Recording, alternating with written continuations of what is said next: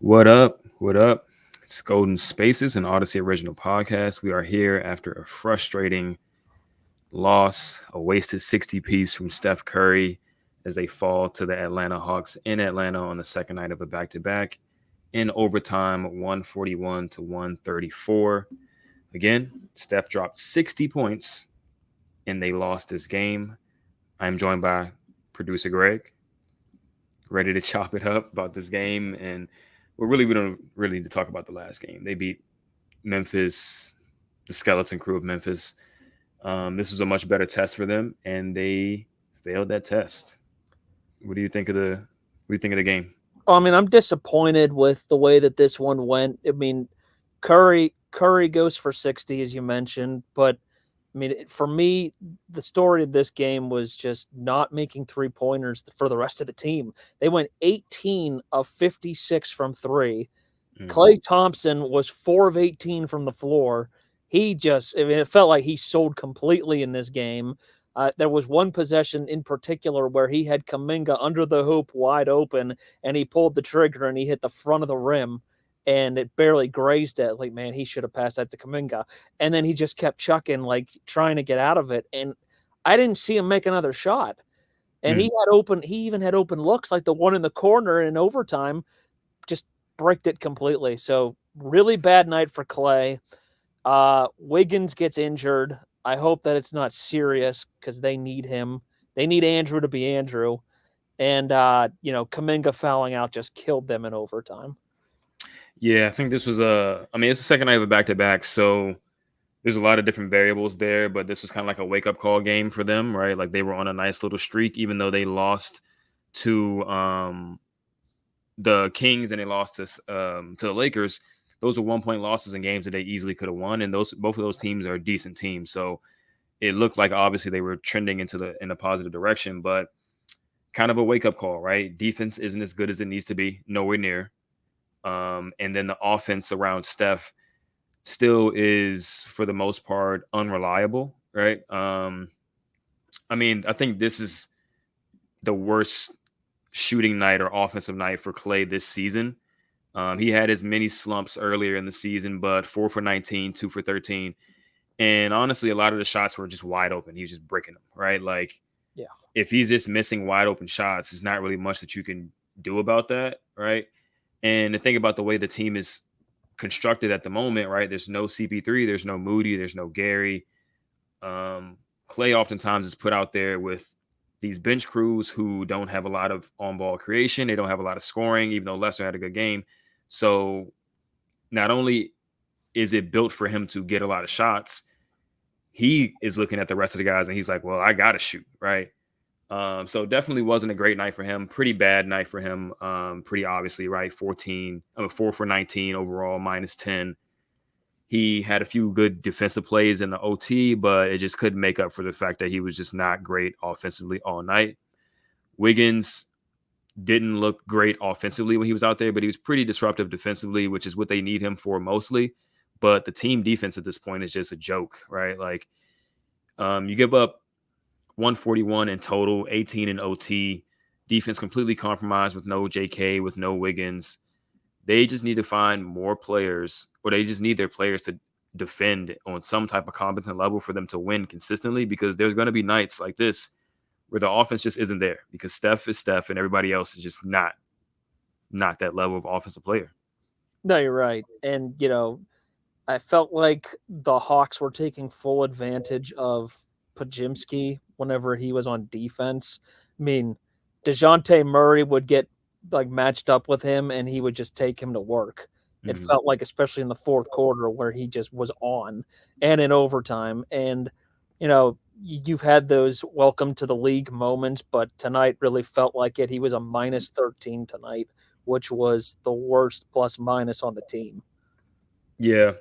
And that's kind of why I've been pushing back a little bit on the Pajimski over Klay, like that lineup, Pajimski in with the starters in place of Klay. It's been a great lineup, right? They've been kind of blitzing teams, but they haven't really played tough competition. And I knew once they started playing really good teams where he can't really hide on defense, teams might just pick on him, right? Like, he's not the quickest guy, he's not the biggest guy, right? Klay's slow, but Klay has size and length.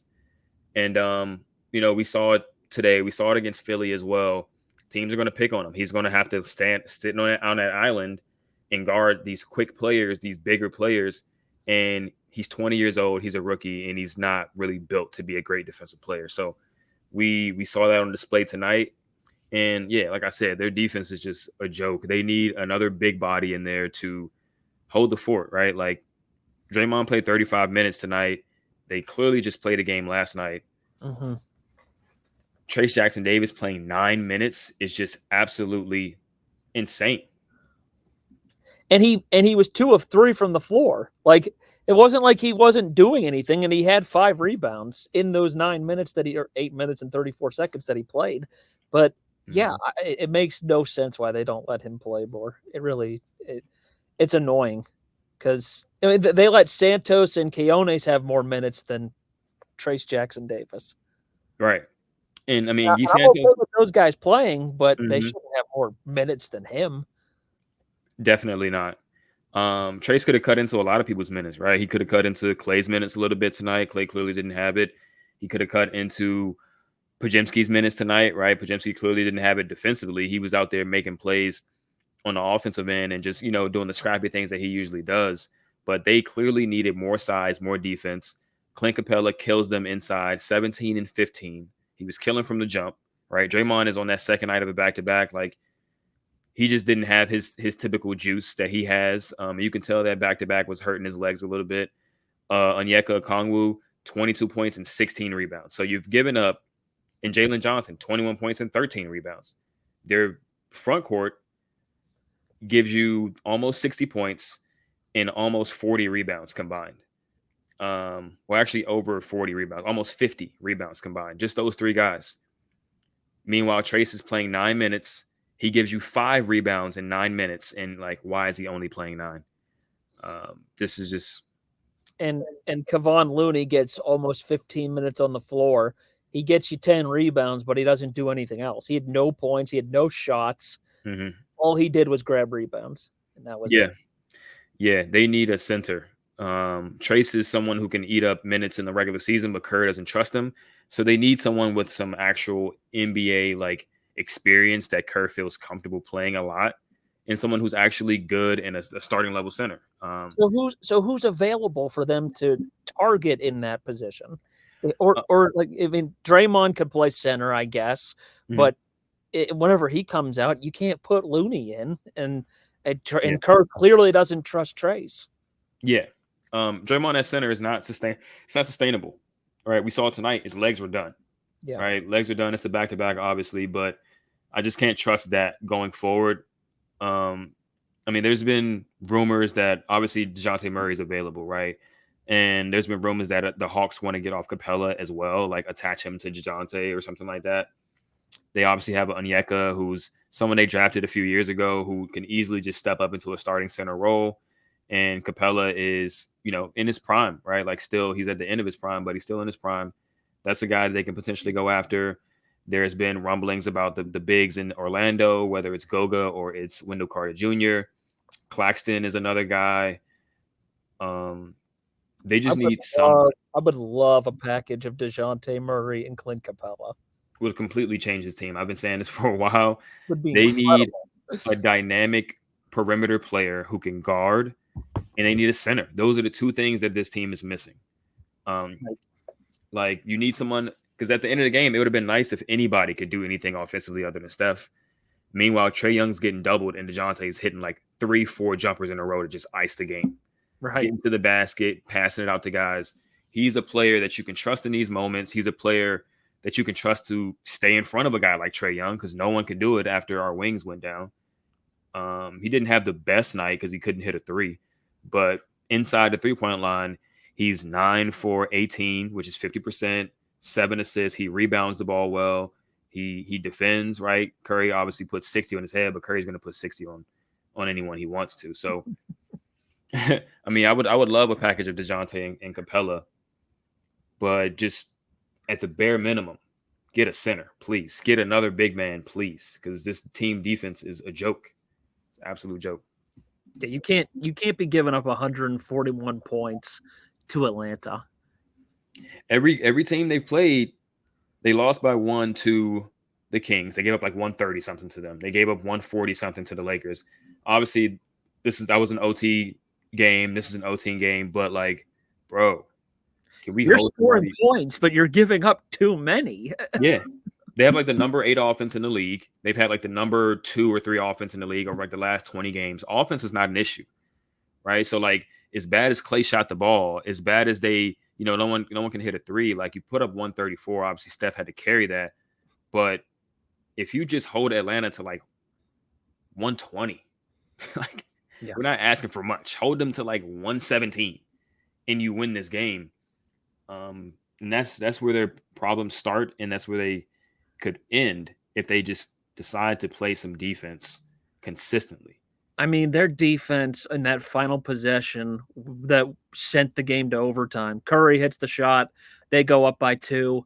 Timeout Atlanta. They advance the ball. Warriors they need one more stop. And it was just like the Lakers game. You need one more stop. Which one? And you couldn't get it. And that just keeps killing them, that they just can't close out games. You guys have talked about this all year long. Why can't this team close out games? It's the defense. Like, the offense is trying their best to close out games. The defense is failing them miserably. They can't guard the ball, so they had to send a hard double to Trey for like the last 5 minutes of the fourth and in OT. And he broke right through it. Broke right through it. For one, that's just compromising your defense. Now they're playing 4-3. For two, it's not even a good trap. You can't even stay in front of them with a double team. Like, I mean, all your athleticism's on the bench with Wiggins and JK and Gary and Moody and stuff like that. But I mean, at that point, just go big, right? Should have played Trace at the end. That way Draymond can roam and maybe he can mess things up for the other team as a free safety. But defense is a joke. It starts with the defense. They have to find a way to get stops. And I think playing Trace more is the first way to do that. Because once Draymond sits, their defense is just completely cooked. If Draymond has a bad night where he doesn't have the legs, cooked. So, yeah, it really starts there. Just wasn't a great combo tonight of being on a back-to-back. Wiggins gets hurt and only plays less than 20 minutes. Kuminga fouls out when he was your second best scorer behind Curry. And, once you lose those guys, and Draymond, like you said, he played 35 minutes and he is dead tired. It was just not a good combo, and Clay couldn't hit a lick. So, yeah. Yeah, recipe for disaster there. And I mean, this team is obviously also feeling the effects of having so many guys out. We talk about how deep they are and stuff like that, but Kerr clearly only trusts a certain amount of them. Draymond 35, Kuminga 34 minutes, Steph 41, Clay 36, Podziemski 39. Wiggins would have played more if he didn't get injured, but they need guys back. Moses is supposed to come back next game. I think CP3 and Gary are a ways away, at least a week or two away. But Moses, is going to have he's going to be a welcome sight because they just need more players. Dario was sick tonight. He's probably going to be back next game. So they're going to have more guys to save the legs. They need to actually play Moses when he comes back. Please. They need that defense. They need additional scoring. They need someone to play next to Klay Thompson in the second unit that can actually do something with the ball and, be a shooter or something like that. Like, it's just, I'll say this about Klay, right? Like, Klay obviously was terrible tonight, right? Couldn't hit a shot. And he's been the subject for a lot of slander within the fan base and outside of the fan base. Everybody's calling him cooked and washed and stuff like that. That's fine, right? Like, whatever you have your opinion of him. But what we can't deny is no one on this team makes Klay's job easier. Not no one. No one, right? He was supposed to be the guy who can guard the other team's third scorer or something like that. He's often asked to guard the other team's one or two best scorers.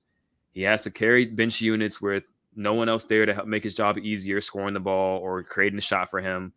I just want to say that, just think about who makes Klay's job easier on this team other than Steph. And really, it's just with Steph, he sees two bodies wherever he goes, and Klay also sees a body or two wherever he goes. So I don't really know what people expect like Klay to do in some of these situations. 4 for 19 is just absolutely atrocious, right? Like you need to shoot better than 4 for 19.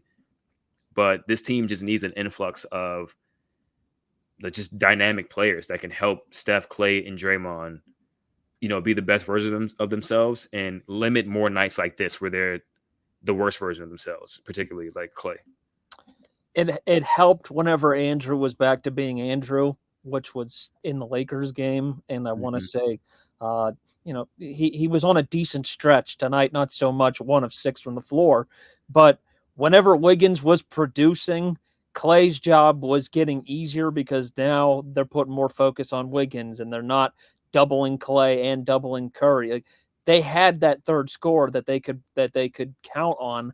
Mm-hmm. And, we talk about Klay and how people might say he's washed, but you'll see Klay rattle off a game where he just goes off and he hits 4 3-pointers in a row. It's not like he's shooting 4 of 19 every single night. Mm-hmm. It hasn't been like that this season for him, and he looked like he was getting onto a hot streak. This is a back-to-back. Klay's getting older. These things can happen, Yeah, he just missed a game because he was sick the other day. Yeah. So, I mean, it is what it is with Klay. People are going to have their opinions on him. On Twitter, I've turned into like the Klay defender guy, which I never intended to be. But just the takes just are kind of outrageous to me. Like you just said, over the last, I don't know how many games, he was shooting well over 40% from 3 on extremely high volume. Like, people pretending like Klay shoots 419 every night and he's shooting all these terrible shots is just not true. But tonight was bad. Yeah. Let's look at some other players tonight. Jonathan Kuminga was on a recent stretch where he hit like 20 points or more in like 7 or 8 straight games. Unfortunately, did not hit that tonight. He was on his way to it, but he ended up fouling out. Finished with 16 points, 12 shots. His decision-making wasn't the best tonight. Like, I wouldn't say it was a good JK game, even though he shot efficiently from the floor, mainly because Atlanta started throwing some coverages at him that I don't think he's been ready for. And he didn't necessarily react well to it. He had 4 turnovers and just looked a little bit out of sorts at times offensively. And I thought he felt a little out of place with defense. I mean, I'm not entirely sure what he was thinking whenever he had, Trae Young in the corner and he just tapped him 3 times and the ref called the foul. Now, originally I thought, what are they calling a foul for? But they showed the replay and he clearly just kept tapping him. I mean, I don't know what he was doing there. And then the one that he fouled out on, he just kind of shoved him. Yeah. So he just felt out of place, it felt like to me, whenever he got switched on to Trae Young. Yeah. He's still got to learn some things. I think it starts with him and Wiggins. Obviously, like this front court of Wiggins, him, and Draymond has to absolutely set a tone defensively. They can't foul a ton. They can't miss rotations. They can't get beat backdoor and all these things. And it's been happening a little bit too much. And this is another reason why they just need another body that can defend out there just to make their jobs a little bit easier. Not necessarily in that lineup, but like just to mix into the game at some point. Like somebody that's going to really lock up, and they just don't have it right now, right? Like they got to learn that. But Kuminga's offense is the reason why they're playing him through these mistakes still. Steve Kerr made it very clear, like this is their lineup. They're going to play with it, and they're going to live with the results. And whether people like it or not, a lot of the reason why Kuminga wasn't playing a ton before was because he can make mistakes like this. And it's what comes with being a young player. So his offensive production, though, has been such a big deal for this team that you can't make a switch right now. For sure. It would take a trade that would put him onto the bench, and it would have to be a big one. And I just don't think that would happen. Yeah, and it shouldn't happen. As he's shown that he can clearly be a super productive offensive player for this team. He's like the perfect guy to take advantage of the fact that the Warriors have inverted spacing, right? They have inverted gravity. They have Steph and Klay running on the perimeter, and teams run out to them. and he can just take advantage of that space on the interior and those one-on-ones and punish teams for 20 to 25 points a game, it seems. And that's absolutely needed. Him, Steph, Clay, and Wiggins should be able to provide enough offense for this team to compete offensively with any team. And we've seen it. It's just that they can't stop anybody. So It's kind of a problem in this league when you can't stop anybody. It's kind of a problem. What do they have going forward? They have, I think, Brooklyn coming up. So the trade deadline is this week. It's the 8th, I'm pretty sure. Oh, we're finally at the week of the trade deadline. Finally. Feels like it's been forever. We have 2.5 games. I don't know what time the trade deadline ends on the 8th, but they have Brooklyn, Philly, and Indiana. 3 p.m. Eastern Standard Time on February 8th. Okay, so the team that plays Indiana on February 8th is going to be the post-trade deadline team. So they have 2 games left until the trade deadline. It seems like talks have kind of not necessarily stalled, but talks have chilled out a little bit as far as the Warriors being aggressive at the trade deadline. It hasn't completely been said that they're not making any moves, but the whole idea of big trades happening, let's go after DeJounte, let's do this, let's do that, seems to have stalled. What do you think should happen at the trade deadline? I mean, what you mentioned earlier with DeJounte and Clint Capella seems like the perfect move for them, and I just don't think it's going to happen. I think what Nat said, what was it, a week or 2 ago? I think it was last week. What she said about them not being so open to making trades now because of what happened to this team and what they have gone through as a team, that they don't want to split these guys up anymore. I think you have to put that into effect and think that maybe that is what's going to happen. And if they do make a move, it won't be a major one. So, I have a feeling we could be disappointed after 3 p.m. on February 8th, where they don't make a move. Yeah. I think that's definitely a possibility.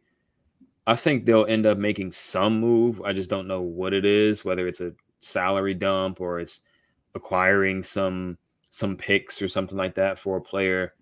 Who knows? But I do think they're not going to just do. I don't think they're going to just do nothing.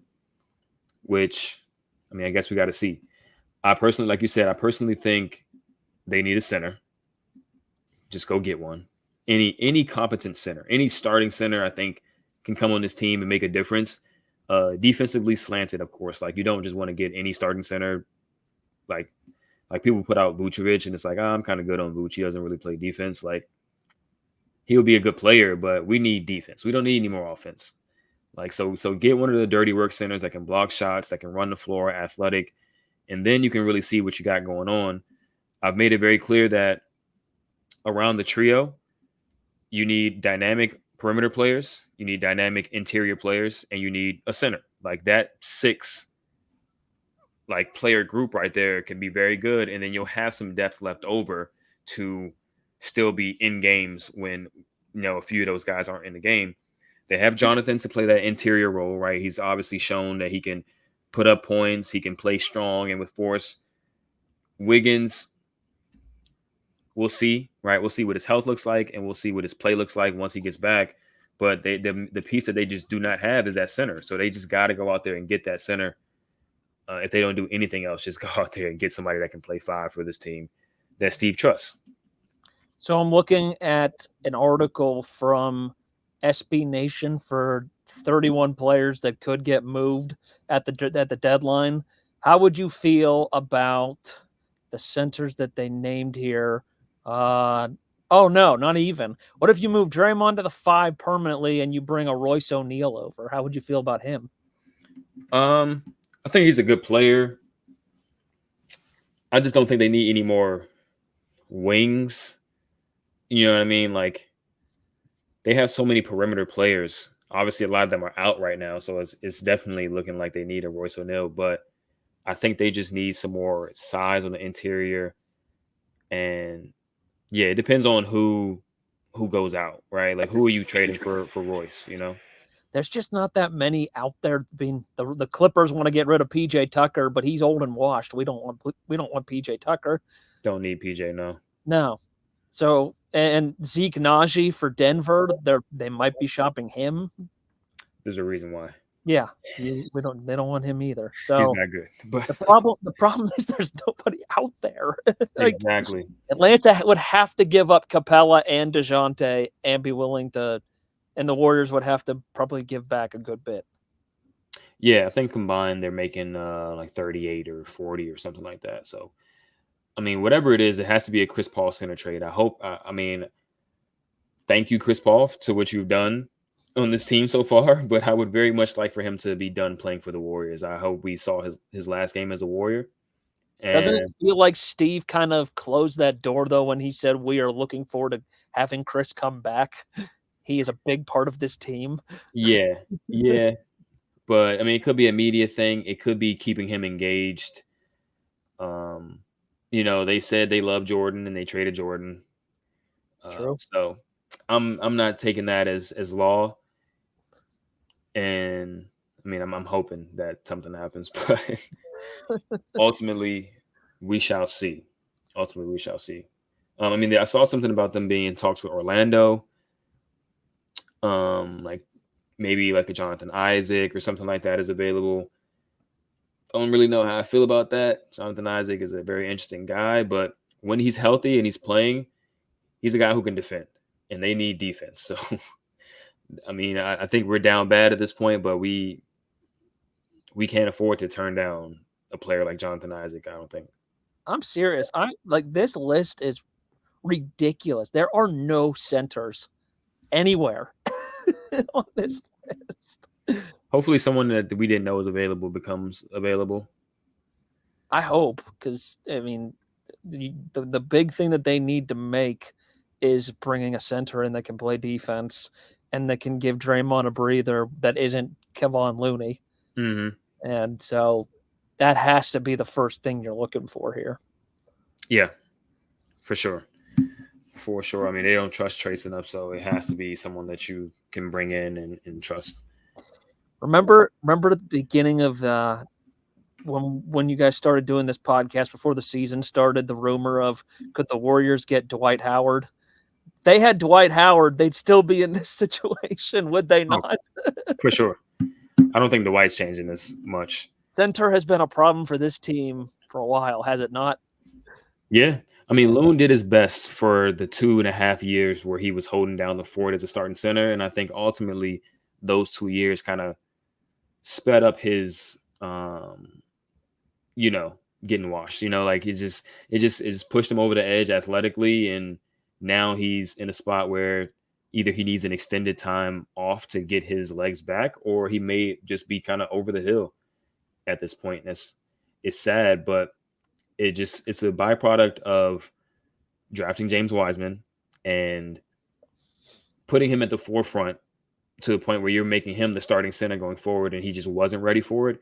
And then you just didn't bring in any centers to, be competition for him that can help Looney save his legs and all that type of stuff. It was just like, we're running with James Wiseman. We don't need any more bigs.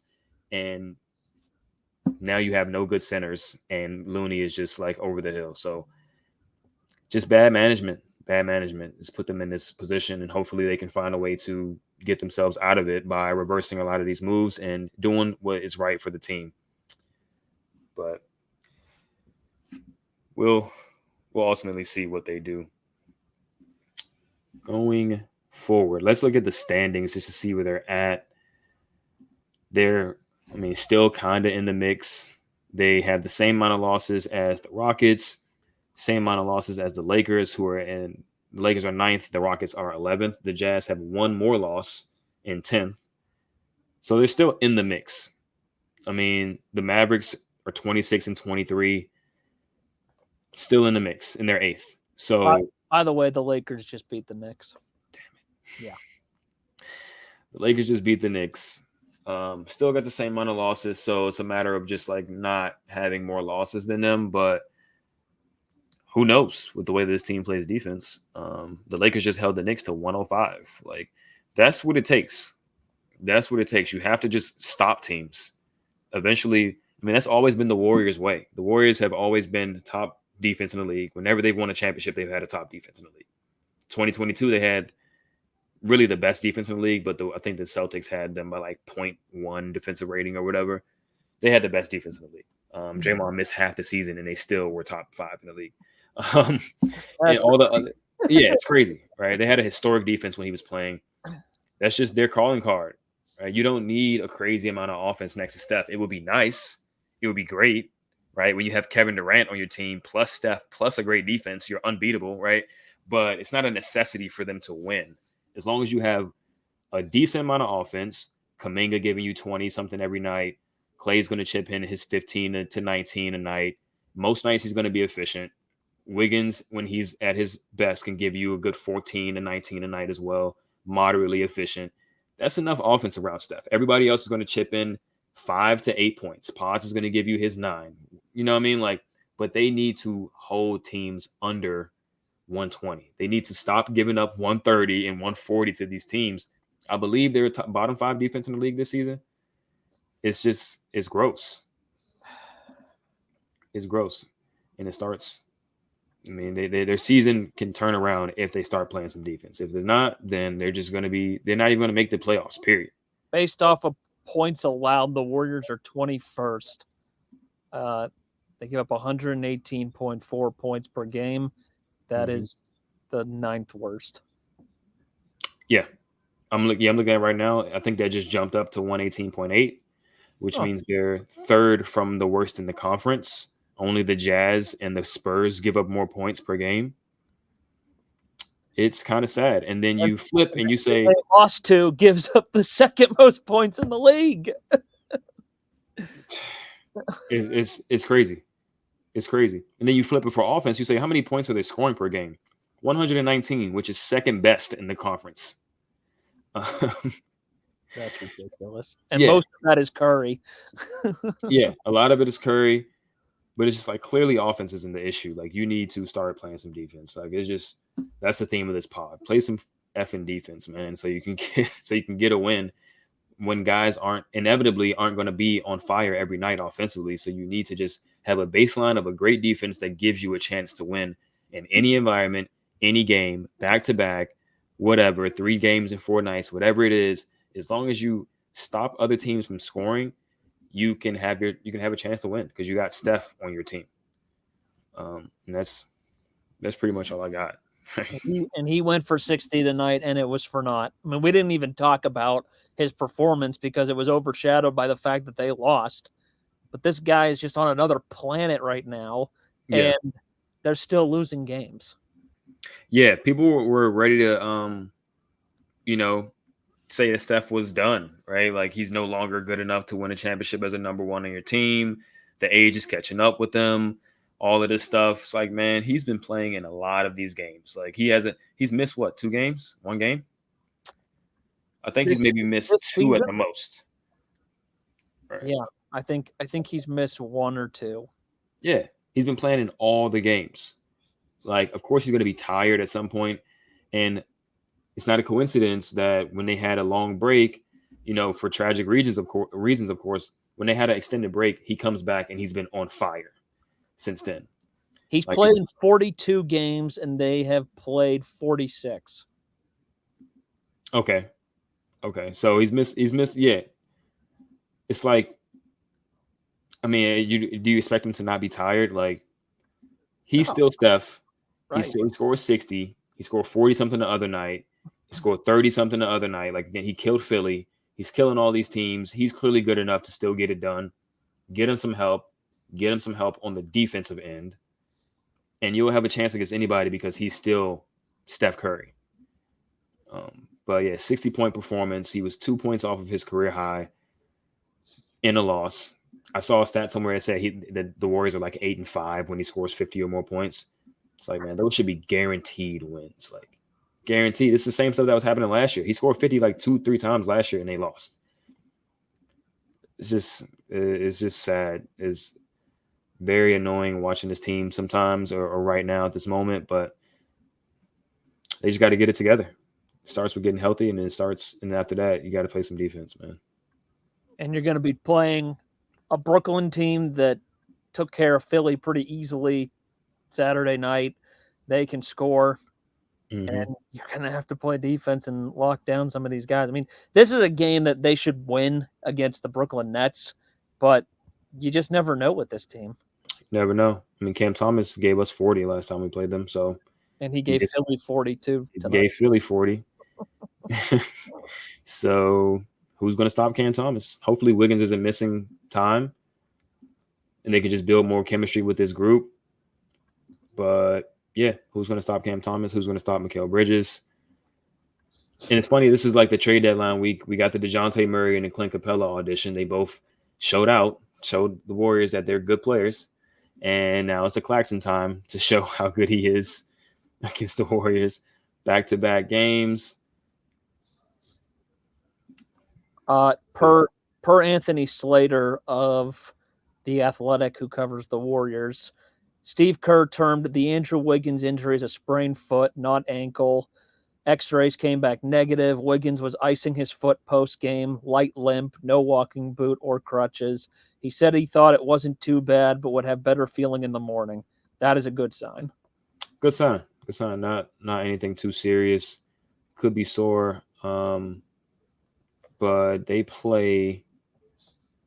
When do they play again? They play Monday, Wednesday, Thursday this week.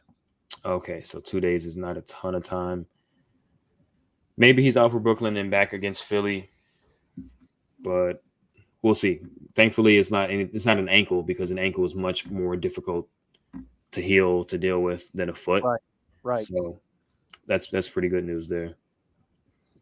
Okay. We got anything else? It's just pathetic game.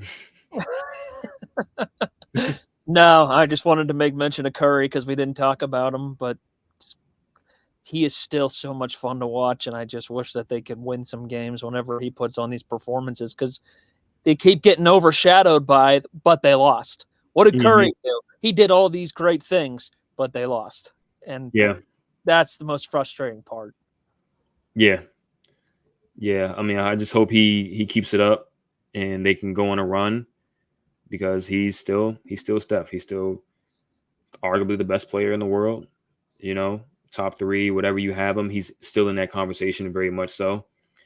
Obviously, he's not starting in the All-Star game, but, we all know what he is in the league. This is a tough stretch that they're going to have coming up, when you got to go to Brooklyn.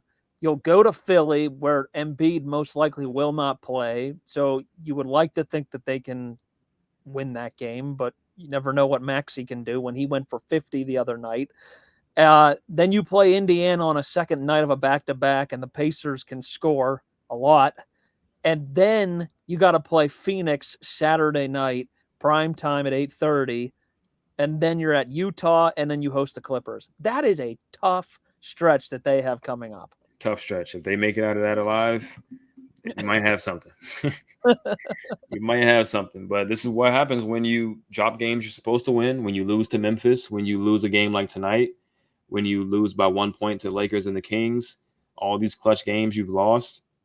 Now you got to go into these buildings where you're not favored, and it's going to be a tough win, and you got to win them, or else your season is done. So sad they put themselves in this situation, but it is what it is. It's either you fight or you die. So that's what happened. Great way to end the podcast. Great way to end the podcast right there. So yeah, we'll see what this team does. Again, tough loss tonight, very annoying loss. They got to play some defense. Steph has to get some help out there. Hopefully Wiggins is fine, doesn't miss too much time, and we'll see what they got going forward.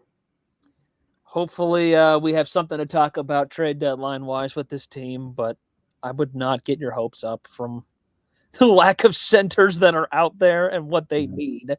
Yeah. They would have to blow a team away that wasn't willing to move its center, and they're like, we will give you. And I feel like if you make that kind of offer, you're going to have to give up a lot. Mm-hmm. At least some draft picks for sure.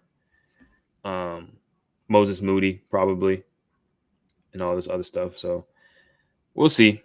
We'll see. We'll be back after the Brooklyn game on Monday, and we'll be talking that game. So thank you guys for tuning in. Thanks for Greg. You know, he wears so many hats for us. We appreciate him. Follow us on Instagram, X, everything. You know, watch us on 95.7 The Game's YouTube channel. And obviously click for notifications so you can know when we're posting or when they post us. And leave a review. Tell a friend, all that good stuff.